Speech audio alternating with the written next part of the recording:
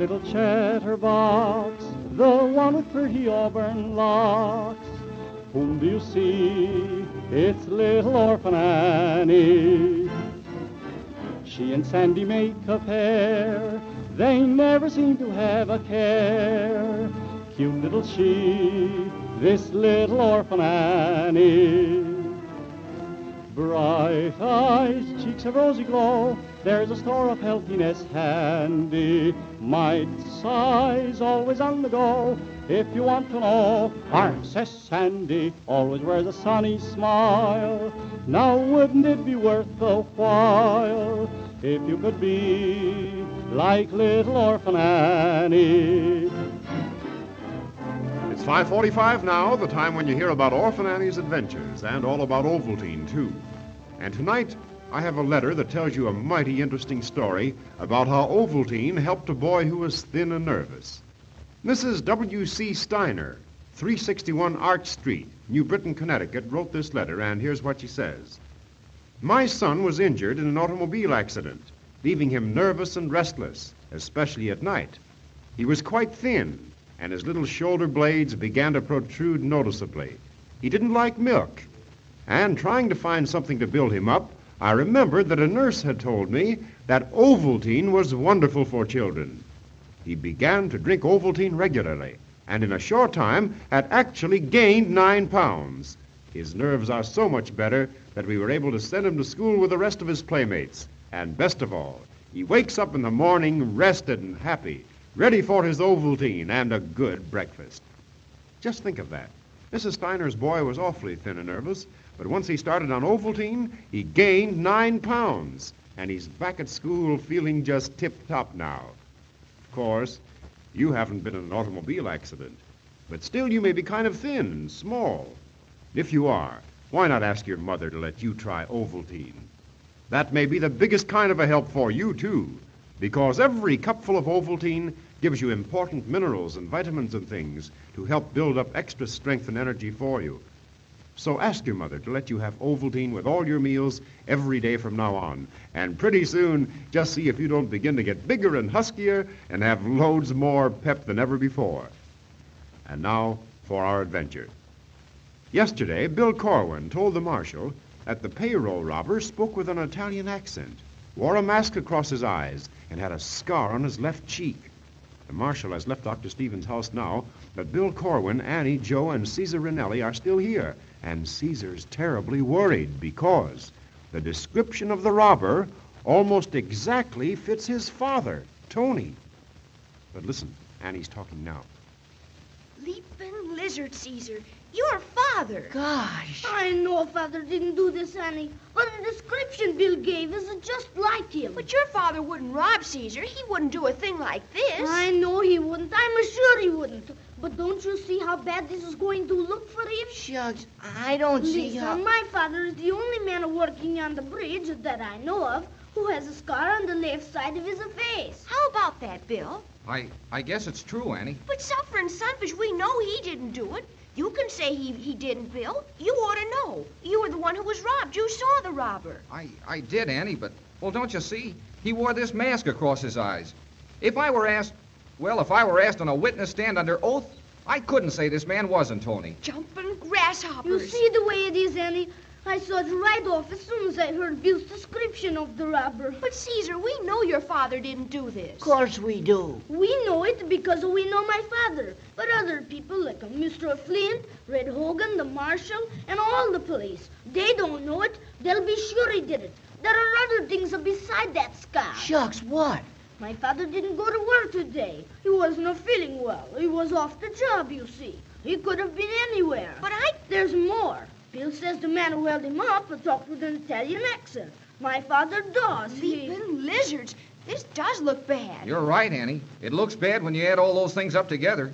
Especially when I can't say the man who held me up wasn't Tony. Shucks, there's only one thing I can see about the whole business. What's that, Joe? Well, we know Tony didn't do this, don't we? Of course we do. Well, then whoever did do it tried to make it look as if Tony did it, to throw suspicion off himself. Wait a minute, Joe. You're going pretty fast. There are a lot of facts you've got to explain. Well, it wouldn't be hard for anyone to put on work clothes so they look like Tony, would it? Of course not. And I guess most anybody, if they practiced a little, could talk with an Italian accent. Shucks, I could even do it myself. It's not so hard to talk an Italian. It's very easy to talk like a Tony. Suffering sunfish, it could be done. How about the scar, though, Joe? Well, I'm not so sure about the scar. That's got me stumped a little. And who'd want to do this to Tony?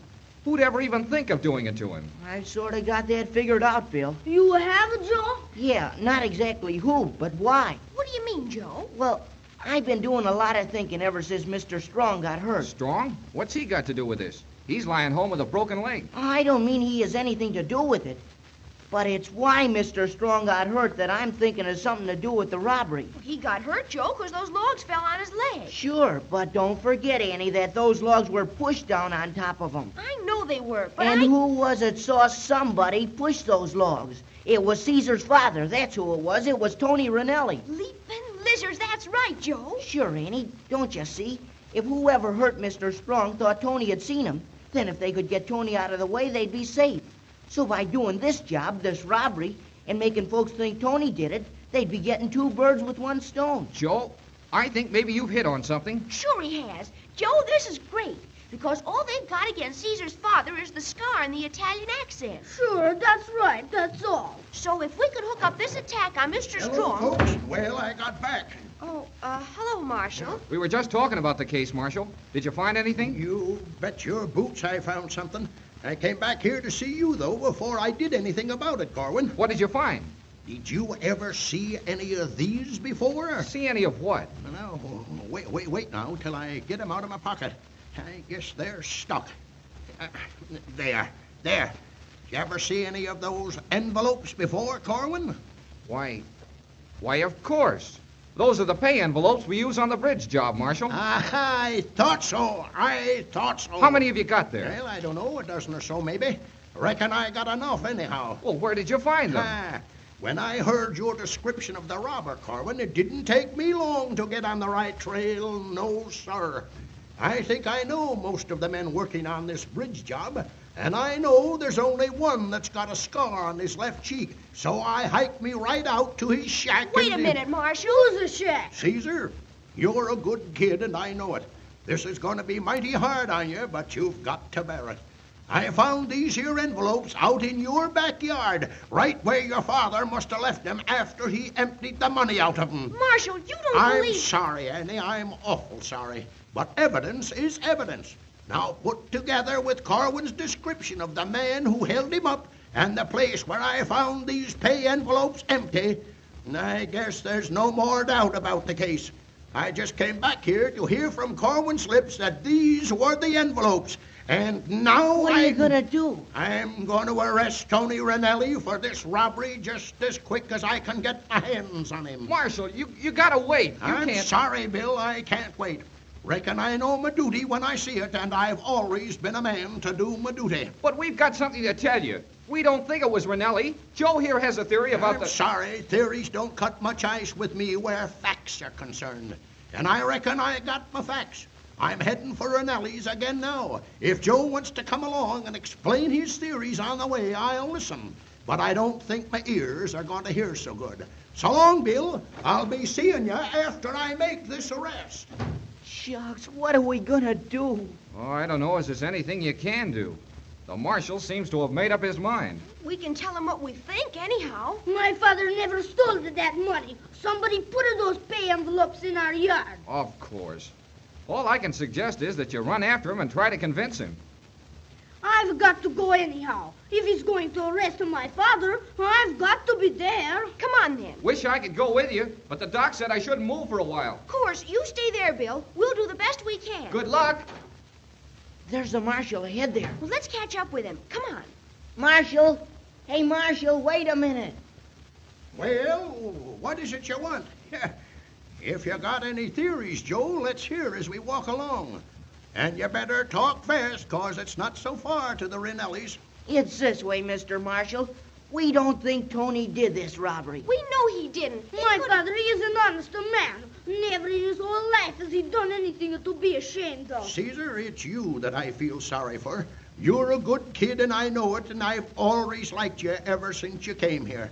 But you are not to blame, and you mustn't feel to blame for anything your father's done. But my father didn't do it, Marshal. Of course he didn't. We've got it figured that somebody made it look as if Tony did it. You see? Now, wait a minute, Joe. You got any evidence to that effect? Evidence? Yep. You see, I got plenty of evidence that says Tony Ranelli did this. And evidence speaks louder than words or theories. You see, in the first place, Corwin said the man that held him up spoke with an Italian accent. Now, there ain't so many Italians around here or on the bridge job either. And Corwin said, first of all, this man who held him up spoke like an Italian. But look, Marshal, it's this way. Anybody could speak with an Italian accent. With all this evidence piling up, it's not going to do any good spouting theories. I got my man. Leastwise, I'm going to get him as soon as I get to that door ahead there. And then we'll see what the court and the jury says about it. Well, please, Marshal, if you'd only listen for just a minute. I'm sorry, Annie. I got my duty to do, and I'm going to do it. Come in. Oh, it's Cesar and Annie and Joe and... This is the Marshal, Mama. He is the town Marshal, and he's looking for father. Oh, that's very nice. Papa no expect any calls today. He's very pleased when he hear the Marshal come to see him. I'm afraid he won't be very pleased, Mrs. Tony. Where is he? Oh, he's very sick today. He's in the next room. Oh, but I know he'll be very glad to see the Marshal. I will come in. Now, don't bother, Mrs. Tony. I'll just go in. Now, don't get excited, Mama. This is going to be all right in What do the you end. mean, Cesar? What do you Oh, mean? there you are, Tony. Hello. I can't see pretty good because of the light. She's dim. No, never mind. You don't have to see me. I can see you all right, Tony. Have you been out of this house today? Oh, no. I'm sick. I'm very sick. I don't go to the job today. Not been out, eh? Well, that's your story, Tony, and you stick to it. But I don't think you're going to put it over. 'Cause right now I'm arresting you for the robbery of the bridge payroll. What's that? You talk crazy. What you say? You arrest my Tony? You no can arrest my Tony. No, Mama, take it easy. Arrest me? But I don't do no wrong. You no arrest my Tony. You no can do that. My Tony, he belong to me. He no can do anything wrong. My Tony, he no could do anything wrong. Easy, Mama, easy. Well, I'm sorry, Tony, but you'll have to get up out of there and come with me.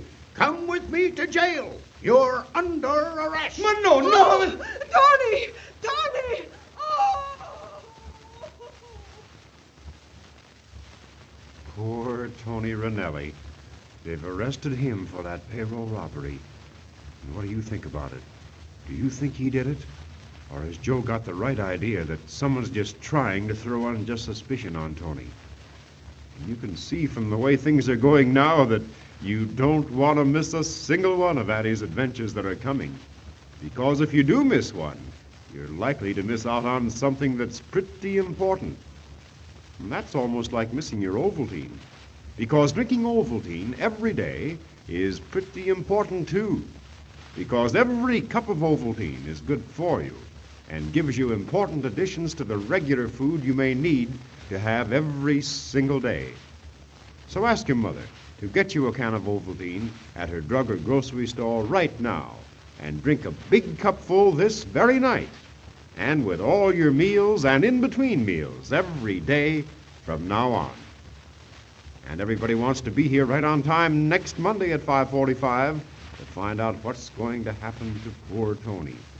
We'll be seeing you next Monday at 5:45 then. Goodbye.